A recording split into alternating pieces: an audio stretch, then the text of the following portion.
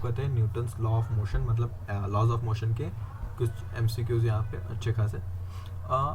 A ball of mass 0.15 kg is dropped from a height of 10 meter, strikes the ground and rebounds to the same height. The magnitude of impulse imparted by ball is, okay, तो हमें time दिया है, height इतना दिया है, okay, and 0.051 दिया है और हमें इम्पल्स पूछा है। इम्पल्स का देखो, impulse is nothing but, impulse क्या होता है, delta P which is F D T, इसका इंटीग्रेशन या डेल्टा पी हम लोग लिख सकते हैं P final minus P initial. क्या होगा, पी फाइनल क्या था, मोमेंटम फाइनल, देखो बाउंस किया वी से, गया कितने से, वो हाइट पे चला गया, सेम हाइट अटेंड कर दिया उसने, सेम हाइट अटेंड किया, तो मतलब ये वी और ये वी ऑलमोस्ट सेम होने चाहिए। देखो हाइट से ड्रॉप किया इसको, तो इस ये वी का वैल्यू क्या हो जाएगा, अंडर रूट ऑफ 2gh, और इधर जो v डाला वो जाना चाहिए h is equal to U square by 2g। ये हाइट और ये हाइट सेम होना चाहिए, तो यहाँ पे भी u का वैल्यू आ जाएगा under root of 2gh। Okay, in both cases v is this much only, तो हमारा ये क्या हो जाएगा, बट डायरेक्शन सेम है, तो इसमें 2mu और 2mv हो जाएगा।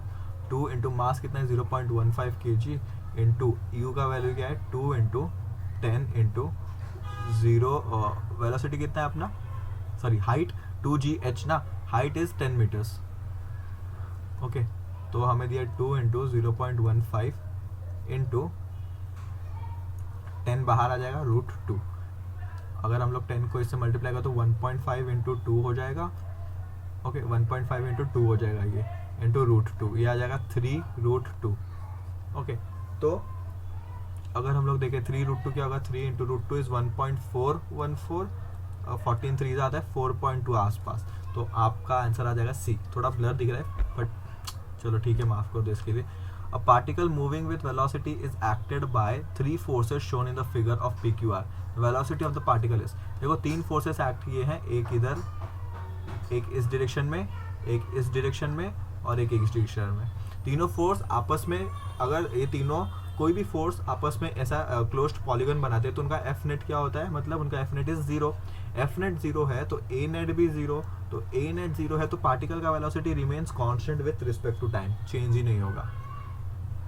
ठीक है, now third question, in the in the force F acting on a particle mass m is indicated by the force time diagram। हमें देखो फोर्स और टाइम का दिया है, एक्सेलरेशन का नहीं दिया, तो भूल मत जाना। ये change in momentum of the particle over the time interval is from 0 to 8 second. 0 to 8 second में क्या होगा, तो हमें इसमें इम्पल्स पूछा है, तो इम्पल्स क्या होता है, change in momentum, delta impulse is equal to change in momentum, मतलब मोमेंटम पूछा है, तो ये क्या होता है, एफ डॉट डी टी का इंटीग्रेशन, मतलब area under F T curve का एरिया निकाल दो आप, इसका एरिया और इसका, ये नेगेटिव में एरिया आएगा, ये पॉजिटिव, तो इसका क्या हो जाएगा, फर्स्ट देखो हाफ इंटू बेस कितना है 2, हाइट कितना है 6 का, ये से ये कैंसिल, तो पहले 6 बचा, प्लस इसका निकालो, ये हो जाएगा 8 - 4 इज 4 इंटू 3, ये हो गया 12, तो 12 + 6 इज 18 माइनस क्या होगा, ये 2 इंटू 3, तो 2 इंटू 3 हो जाएगा 6, तो 18 - 6 इज 12 आ गया आपको, 12 न्यूटन पर सेकेंड, तो थर्ड का आंसर थर्ड ही आ जाएगा यहाँ पे। Next is, a stone is dropped from a height h, it hits the ground with a certain momentum p. If the same stone is dropped from a height 100% more than the previous height, the momentum when it hits the ground will change by। अच्छा, तो आपको एक height से फेंका गया, drop किया गया stone, u equal to 0 है, तो इधर वेलोसिटी आया कितना, समझो मास उसका कुछ तो m है, तो उसका वेलोसिटी कितना रहेगा, v is equal to 2gh, ये हो गया उसका मोमेंटम ना, इनिशियल वाला। अगर हमने इस हाइट को बढ़ा दिया, तो P1 केस 1 का हो गया, P2 क्या हो गया, हाइट को 100% इंक्रीज कर दिया, तो P2 में क्या चेंज होगा वही पूछा है हमें, हाइट को 100% इंक्रीज कर दिया, मतलब जो था उसमें और एक डाल दिया 100%, 100/100 इज इक्वल टू 1, तो यहाँ पे 2h आ जाएगा, h + h हो जाएगा 2h हो जाएगा, तो यहाँ पे m √4gh आ गया। तो हमें पूछा है इंक्रीज द मोमेंटम, क्या बोला है, previous momentum, the momentum when it hits the ground will change bye, change कितने से हुआ, तो P2 माइनस P1 का निकालते हैं हम लोग। P2 क्या है, m under root of 4GH minus m into under root of 2GH। ये इतना चेंज हुआ, अभी इनिशियल कितना था वो ले ले, m 2GH इंटू 100 करेंगे तो हमें परसेंट में आंसर आएगा। m से m cancel, 4GH minus under root of 2GH। Okay, अगर हम इसको इधर डिनोमिनेटर में ले ले तो इधर आ जाएगा -1 under root of 4GH upon 2GH, h g cancel, ये आ जाएगा √2 -1।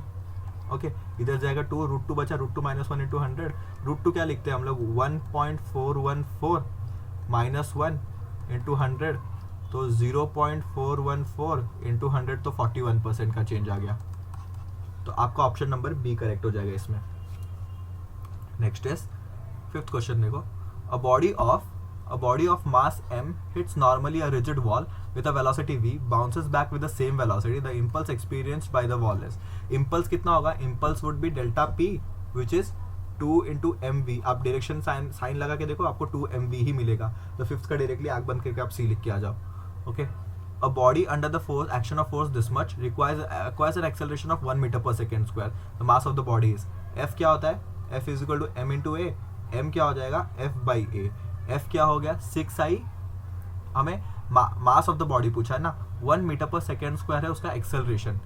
तो हमें ये वेक्टर दिया है f का, पहले f का हमें निकालना पड़ेगा, f का मैग्नीट्यूड निकाल दो, विच इज 6 का स्क्वायर प्लस 8 का स्क्वायर प्लस 10 का स्क्वायर। इन दोनों का आपको मैंने बोला था याद रखने के लिए, 6 और 10 का क्या, 10 का स्क्वायर प्लस 10 का स्क्वायर, तो हो जाएगा 10√2, 10√2 हो जाएगा। ये हो गया f is equal to, equate कर दो m a से, a कितना है अपना, a इज 1 मीटर पर सेकेंड स्क्वायर, तो मास हो जाएगा 10√2 kg, तो मास इज 10√2 kg, तो 6th का आ जाएगा आपका 3rd। Okay, sand is being dropped on a conveyor belt at a rate of m kgs per second, the force necessary to keep the belt moving with a constant velocity v meter per second would be। okay, sand is dropped on a conveyor belt, sand को drop किया कितना, देखो force क्या होता है हम लोग ने पढ़ा, for variable mass system v is equal to dm/dt, तो फोर्स वुड बी कितना आ जाएगा, force for a constant velocity v, the force required for constant velocity v is m into v। 7th का a आ जाएगा, dm/dt हमें दिया है, dm/dt is mass flow rate which is equal to m kgs per second, तो the required force is this is for variable mass system. और अपना normal वाला क्या होता है, m dv/dt, मतलब m इंटू a, ये अपना नॉर्मल सिस्टम रहता है जो भी। तो 7th का a आ जाएगा। अच्छे क्वेश्चन है अब तक तो। 0.5 kg of ball with speed 12 meter per second strikes a hard ball at angle 30 degree with the wall, 30 degree with the wall दिया है, बना के भी दिया है इन लोग ने, फिगर अच्छा है। It is reflected with the same speed and the same angle. If the ball is contact for 0.25, the average force exerted by is। Average force क्या होता है, force is change in momentum upon time। okay, change in momentum upon time, dp/dt होता है ना, force is equal to dp/dt, second law of motion से। तो हमें पहले डेल्टा मोमेंटम निकालना पड़ेगा, उसमें से हमें डेल्टा p बाई टाइम हमें दिया 0.52, उसको रख देंगे तो आ जाएगा। अभी चेंज इन मोमेंटम देखो, इसका वेलोसिटी वेक्टर एक इधर रहेगा, इसका वेलोसिटी वेक्टर एक इधर रहेगा, 12 है ना, इधर 12, इधर भी वो 12 से ही निकला, बट इसका वेलोसिटी वेक्टर एक इधर रहेगा, इसका एक इधर रहेगा। तो आप देख सकते हो कि ये वेलोसिटी डायरेक्शन अपने मतलब अपना डायरेक्शन चेंज नहीं किया इसने, जो वॉल के पैरेलल है, वॉल के पैरेलल वाला डायरेक्शन चेंज नहीं हुआ है, खाली जो वॉल के परपेंडिकुलर था उसका वेलोसिटी बढ़ गया, उल्टा हो गया। तो इस केस में चेंज इन मोमेंटम क्या आ जाएगा, delta P would be M U, 2mu, कौन सा ये था, ये 30 है तो ये 30 होगा, तो ये हो जाएगा u साइन थीटा, ये हो जाएगा u साइन थीटा, क्योंकि अगर ये 30 है तो ये वाला ये 30 हो जाएगा, ये 30 होगा तो ये u साइन थीटा हो जाएगा, u साइन थीटा। तो 2 इंटू कितना, ये 0.5, u कितना है आपको 12 दिया है, साइन 30 इज हाफ, ये डाल दोगे, अपॉन टाइम पीरियड कितना आपको दिया 0.25। आप इधर से पॉइंट हटा दो, इधर नीचे आएगा 10 आ जाएगा, नीचे एक, सॉरी नीचे 10 नहीं आएगा, ऊपर एक 10 आ जाएगा। ओके, हटा दोगे तो ये 1 जा 2 जा, एक 2 से एक 2 कैंसिल, तो 2 इंटू 12, 2 इंटू 12 इज 24 न्यूटन, तो 8 का आ गया आंसर ए। तो आपको 24 न्यूटन का एक इम्पल्स लगेगा। Okay, Next is, if a cricketer catches a ball of mass 150 gram moving with constant velocity 20 meter per second, then he experiences a force of catching time is 0.1 second. तो हमें भी वही पूछा है वापस, delta P upon delta T. Delta P क्या हो जाएगा, मास कितना है उसका, मास कितना है 150 grams. Okay, mass is 150 grams, divide by 1000 कर दो. वेलोसिटी कितना है उसका 20 मीटर पर सेकेंड. टाइम कितना है 0.1 सेकेंड. 0 से 0 कैंसिल, 2 0 कैंसिल हो जाएगा, 1 0 इसको कट करने में हो जाएगा, तो 30 न्यूटन का इसको इम्पल्स एक फोर्स लगेगा 30 न्यूटन. तो 9th का हो जाएगा आपका बी. ओके, अब a 3 kg ball strikes a heavy rigid wall with a speed 10 meter per second at an angle 60 degree. It gets reflected with the same speed and angle shown here. The ball in contact for, वो same question नहीं आएगा ये ball वाला, in for 0.02 second what will the average force exerted. Same ही question है, खाली थोड़ा values change कर दिए, तो सेम ही क्वेश्चन आएगा. F is equal to 2mu. अभी हमें पता चल गया कि क्या चेंज होगा क्या नहीं. इसमें देखो, अगर आप देखोगे ये 60 है तो ये 60 हो जाएगा, ये वाला 60, ये वेलोसिटी तो वेक्टर, ये यहाँ पे वेलोसिटी है ना, तो यहाँ पे ये वेक्टर का तो कुछ चेंज ही नहीं हुआ, खाली ये वेक्टर का डायरेक्शन चेंज हो गया, तो हो जाएगा 2mu cos थीटा. और ये 2mu में कैसे लिख रहा हूँ हर बार, देखो कोई भी वेलोसिटी इधर जा रहा है, इधर जा रहा है, बाद में पहले v से इधर जा रहा था, पहले ये जा रहा था, ये इनिशियल हो गया. चलो ये इनिशियल ले लो, v इनिशियल, और ये v फाइनल ले लो. ये 2mu कैसे आ रहा है बार बार मैं वो बता देता हूँ एक बार के लिए. कैसे हो जाएगा, P डेल्टा P हम लोग क्या लिखते हैं, P final minus P initial. मैं इस डायरेक्शन को पॉजिटिव ले लेता हूँ, तो P फाइनल अपना किधर है, P फाइनल इधर है, मतलब V फाइनल इधर है, तो M तो कॉमन आ जाएगा ना. V final is negative of ये माइनस V इनिशियल किधर है, पॉजिटिव में, तो ये आ जाएगा V इनिशियल. तो क्या हो जाएगा, अगर V फाइनल और V इनिशियल सेम है तो क्या आ जाएगा 2mv, नेगेटिव ही आ जाएगा ना. ये मैं खाली साइन की बात नहीं कर रहा हूँ, यहाँ पे इन लोगों ने साइन नहीं पूछा, ये सब मैग्नीट्यूड पूछ रही है, इसीलिए मैं डायरेक्ट 2mv. तो इसीलिए कोई भी वेलोसिटी ऐसा u इधर है और बाद में रिबाउंड होकर u आता है, तो डेल्टा p इज 2mv हमेशा याद रखना, तो आपको बहुत आसानी होगी. अगर कोई थीटा वाला है तो थीटा वाला भी हो जाएगा, बट खाली 2mu रहेगा और थीटा वाला टर्म आ जाएगा, तो उस केस में 2m/t आ जाएगा. तो 2 इंटू मास हमें कितना दिया है बॉल का, मास दिया है हमें 3 kg बॉल और एंगल 60, 10 स्पीड दिया है 10. मास दिया है 3 kg, एंगल दिया है 60, स्पीड दिया है 10. cos 60 is sin 30 which is half. Time period कितने लिए है, वो कितने टाइम के लिए, 0.2 सेकेंड. ओके, 0.2 सेकेंड के लिए. तो ये 2 से ये 2 कैंसिल हो जाएगा, तो क्या होगा इसमें, विच इज 30/0.2. अगर ये पॉइंट हटाएंगे तो यहाँ आ जाएगा, ये आ जाएगा 150. तो आपको क्या आएगा, 150 आंसर आएगा. तो 10th का हो जाएगा फर्स्ट ऑप्शन, 10th का हो जाना चाहिए फर्स्ट ऑप्शन ना. गलत क्यों बता रहा है ये, वेट अ मिनट, मैंने कॉस ले लिया, कॉस वाला तो चेंज नहीं होगा ना, कॉस वाला है, ये कॉस है, साइन आना चाहिए ना, साइन आएगा, सॉरी साइन आएगा यहाँ पे, तो इट इज साइन थीटा. तो साइन 30 इज √3/2, बाकी सब सेम रहेगा, खाली इधर एक √3 आ जाएगा बस, √3. देखा कितना गलत हो सकता है, और उन लोगों ने आंसर दिया भी है 150 वाला, तो ये ए ऑप्शन नहीं रहेगा, इसका सी ऑप्शन आ जाएगा. नेक्स्ट, तो आते हैं नेक्स्ट क्वेश्चन पर. A bullet is fired from a gun, the force on the bullet is this much T newton, where F is in Newton, T is in second. The force on the bullet becomes 0 as soon as it leaves the barrel. Okay. What is the average impulse imparted by the bullet? Impulse क्या हो जाता है, impulse is integration of F into dt. F हमें दिया है in function of t, F as a function of t हमें दिया है, तो उसको सब्स्टिट्यूट कर लो. 600 minus 2 into 10⁵ t into dt कर दो. इंटीग्रेशन करेंगे तो 600t minus 2 into 10⁵ t square/2. 2 से 2 कैंसिल, तो 600t minus 10⁵ t square. ये आपका कुछ आ गया यहाँ पे. हमें क्या पूछा है, average impulse imparted by the bullet. तो इसमें से अभी हमें और क्या डेटा दिया है, तो हमने f का इक्वेशन यूज कर लिया, where f is in t is second. Okay, the force on the bullet becomes 0 as soon as it leaves the barrel. जैसे ही उसने छोड़ा बैरल को, उसका फोर्स 0 हो जाता है. ओके, तो हमें टाइम का वैल्यू उधर से निकालना पड़ेगा, क्योंकि हमें टाइम कुछ दिया नहीं है. तो फोर्स बिकम्स 0, फोर्स का क्या है 600 minus 2 into 10⁵ t. फोर्स 0 हो गया, तो 600 इज इक्वल टू 2 इंटू 10⁵ ये 2 0 से जाएगा तो ये 3 आएगा 10⁵। टाइम पीरियड है 6/2 इंटू 10⁵।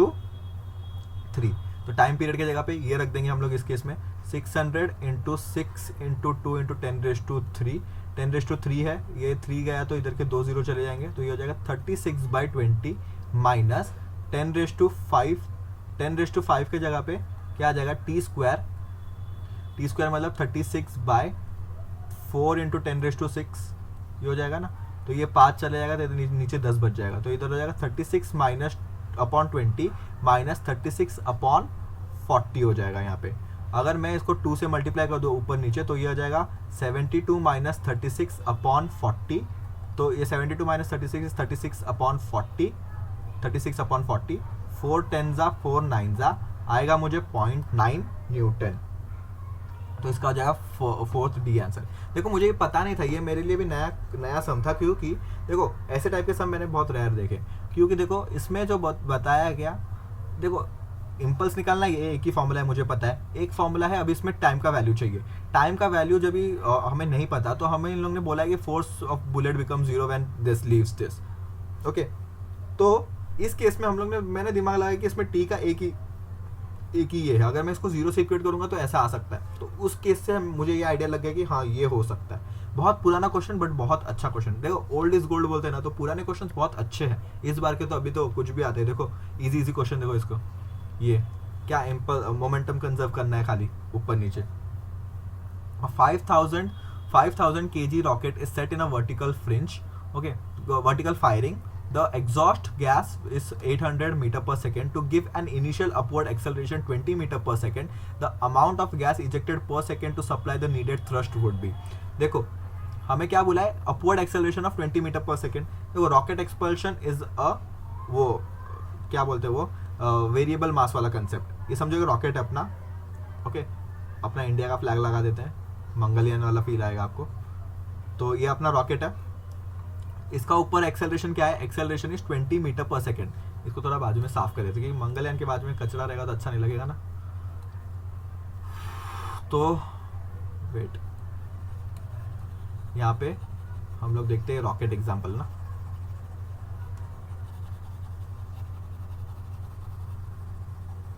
ओके, तो यहाँ पे हम लोग ने बता दिया कि ये हो गया एक्सेलरेशन इज हमें 20 मीटर पर सेकेंड स्क्वायर एक्सेलरेशन दिया है।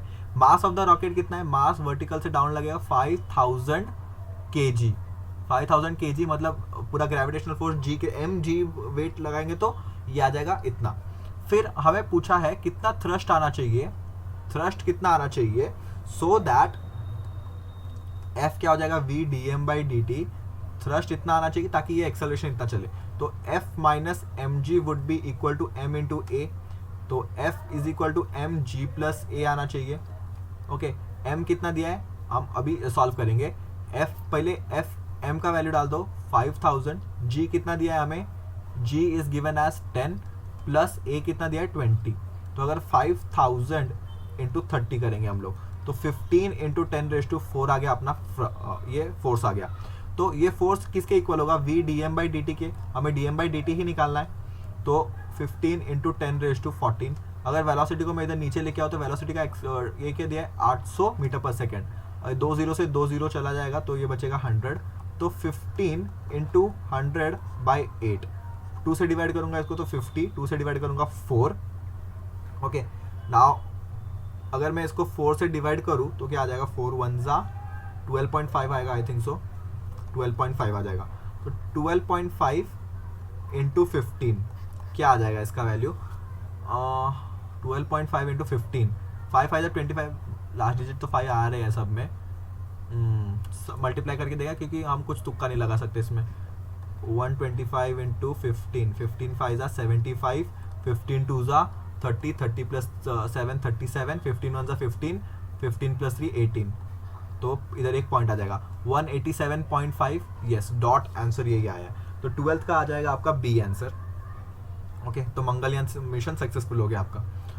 A 10 Newton force is applied on the body, produces an acceleration of 1 meter per second. The mass of the body is F is equal to me। ये क्या question है भाई, acceleration दिया है force दिया है 10, एक्सेलरेशन 1 दिया है, तो बॉडी का मास कितना हो जाएगा 10 kg। और हो ही क्या सकता है इसमें, चलो वो वाला क्वेश्चन जो आपको दिया था, ये वाला क्वेश्चन जो यही सेम कंसेप्ट बेस्ड था ये वाला, इसमें तो चलो आपको मैग्नीट्यूड भी निकालने का मेहनत कराया था, इसमें तो पूरा दे दिया है। मतलब कुछ ये तो एकदम आसान क्वेश्चन है ऐसे।